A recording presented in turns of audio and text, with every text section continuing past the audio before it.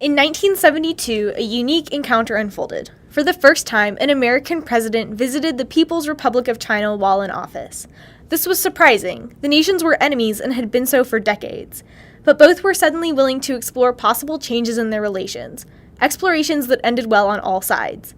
The encounter of Nixon's week in China was a positive one, and the results transformed Chinese-American relations for good. To fully understand this encounter and how paramount it was, it is important to understand earlier encounters between the United States and the nation, and sometimes nations, that made up China. China had always been a region that everyone wanted to trade with, and the United States was no exception. The open door policy was an idea conceived in the 19th century by U.S. State Secretary John Hay, and was designed to provide equal opportunities for international trade with China. However, the Chinese Boxer Rebellion sparked a 3-year conflict that forced all nations, including the USA, to acknowledge the ruling government of China in order to trade, rather than creating their own policies. The relations between the Republic of China and the United States were minimal after this and until the end of the Second World War, after which all relations were terminated. This happened because the Chinese Civil War had ended in 1949, and out of its ashes, the Communist People's Republic of China was born. The Nationalist Republic of China, the ROC, had been the nation the USA had dealt with, and now it only existed on the island of Taiwan. Because of the United States' strong anti-communist posture, they refused to acknowledge the PRC as a nation, and only recognized the nationalist Taiwanese government as the true China. This started a long period of social and economic isolation, even when the PRC replaced the ROC as the China representative in the United Nations. More than 20 years of antagonism later, friendship or allianceship between the two seemed impossible. So what could move the enemy nations to change? The encounter of war. The Cold War had been raging since the 1940s, but alliances were changing. The Sino-Soviet border dispute pushed allies China and Russia apart, and the PRC needed new allies because they didn't have the power for a war with Russia. The United States could possibly be this new ally because it also wanted to gain leverage over the Soviet Union. America was also losing the war with North Vietnam, and making peace with China might make their upcoming withdrawal look less like a complete defeat. The desire to close the Cold War and to save face in Vietnam made befriending China a desirable political move. On the PRC side, the threat of Russia and the desire to assimilate into the New World Order encouraged China to open her doors to peace. Both nations were ready for more open relations, but those relations truly started to evolve thanks to the exchange of a ball. The national Chinese ping pong team invited their American competitors to the Republic in 1971, and the 15 American visitors were the first to go to China since the communist takeover in 1949. This was the beginning of ping pong diplomacy, a type of exchange where each nation volleyed expressions of their willingness to make peace without official encounters between the two governments. This encounter prompted Chinese Premier Zhou Enlai to invite American journalists to visit the country, and it prompted the United States to lift the 20-year embargo on Chinese trade and allow Chinese citizens to get visas to America in return. Richard Nixon had become president in 1969, and in his inaugural address, he hinted that he wanted to explore changes in America's international relations. We seek an open world. Open to ideas, open to the exchange of goods and people, a world in which no people, great or small, will live in angry isolation. His previous speeches pointed to China as the country he was calling to. Ping pong diplomacy had given him the opening he needed, and the ball was in America's court. To undo nearly 30 years of isolation would be difficult, and visiting the country himself would take a lot of preparation. So he sent Henry Kissinger, his national security advisor, on a secret trip to China in July of 1971. To uphold confidentiality, countless messages were sent to and from China through Pakistan and Romania, particularly Pakistan, which was Kissinger's destination on a public worldwide trip. From there, Kissinger secretly flew to Beijing, where he met with the Chinese premier and Chairman Mao himself. While there, Kissinger and Enlai discussed the issues both the diplomats hoped to cover. These included the state of Taiwan, opinions on Japan, the United States' future withdrawal from Vietnam, and other issues that Zhou Enlai called fundamental questions, the problems that needed to be worked through in order to guarantee allianceship between the two nations.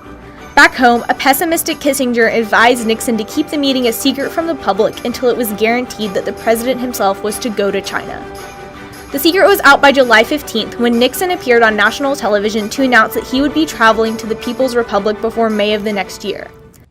Premier Zhou Enlai, on behalf of the government of the People's Republic of China, has extended an invitation to President Nixon to visit China at an appropriate date before May 1972. President Nixon has accepted the... Nixon and his team were in China by February. Events got off to a slightly rocky start, with Nixon being whisked away by Chinese officials to meet with Chairman Mao alone mere hours after his arrival. In this meeting, the chairman expressed his admiration for Nixon, saying, "I voted for you in your last election." Later that evening, all of the American visitors attended an honorary banquet where they were officially welcomed. Through the common efforts of China and the United States, the gate to friendly contacts has finally been opened. The week that changed the world had begun. The 8 days spent in China were a combination of meetings and public displays of affection for the country and her people. The Nixons visited the Great Wall, attended plays, and while her husband handled affairs behind the scenes, Pat Nixon visited orphanages and toured the country, journalists always following behind her. Behind these scenes, Nixon, Kissinger, Zhou Enlai, and other members of the presidential team met and discussed policies a total of 9 times. By the end of the week, they created the Shanghai Communique, a document that outlined the agreements made there.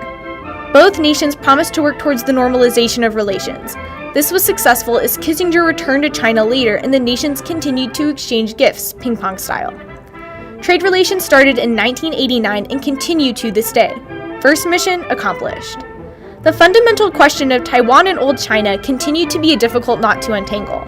While the USA wanted to create a two Chinas world, the PRC was adamant that this was a domestic issue, and the United States needed to respect their wish that Taiwan not be treated as an independent nation. In the end, the US government agreed that there was only one China, but did not name which one was it. Many argue that the communique was a failure because no concrete decisions were made, but evidence shows that this mindset isn't valid. The purpose of Nixon's encounter was to open the door that had been closed for more than 20 years, and he did. The friendships made in that week and the kept promise to work towards the normalization of relations is proof that he was successful. Even more proof, the Shanghai Communique wasn't the only one made. Relations continued and 2 more communiques followed, one in 1979 and another in 1982. In the second communique, America promised that it would close political relations with Taiwan and formally recognize the People's Republic as the sole China. The third communique restated the desires of both nations to make peace and become allies. The USA also announced that she'd halt any economic deals with Taiwan. In a matter of years, these countries went from radio silence to a hesitant friendship. A transformation of that scope can only be called successful. In the 21st century, these two nations continue to have active, but not always positive, social and economic relations. While some would like to claim that China is using the United States, China's killing us. Facts don't support this view. China is currently the largest foreign holder of U.S. credit, claiming more than 11% of U.S. debt, and the rate of trade between the two rises each year. Although this does give the PRC quite a bit of power over American Treasury, it's unlikely that they'll be using it. While the United States relies on buyers like China to maintain funds, China relies on the purchase and sale of American debt to maintain its exchange rate. It's a win-win. While both understand that they can't be called friends, they know they aren't foes either. They've disagreed on human rights, governing styles, and economy. Recently, the Trans-Pacific Partnership, which includes the United States but excludes China, has put the two nations through some economic strife. Nixon and Zhou Enlai might not have agreed with where the nations are now, but the fact that the two nations can have agreements and disagreements is much better than the 20 years of silence that Nixon's visit broke. In the recent encounter of the 2014 Strategic and Economic Dialogue, both nations echoed the wishes of their past leaders. They want to improve and continue relations. Nixon dubbed the China visit the week that changed the world, and he was right. The diplomatic relationship between America and the PRC improved dramatically within a time span of 1 week, with one encounter. Nearly 50 years later, the United States and China are still exchanging goods, ideas, and are working together to make their countries better places. The 1972 visit changed both countries permanently, and for the better. Therefore, Nixon's visit to China can only be called a success. Thank you, and good night.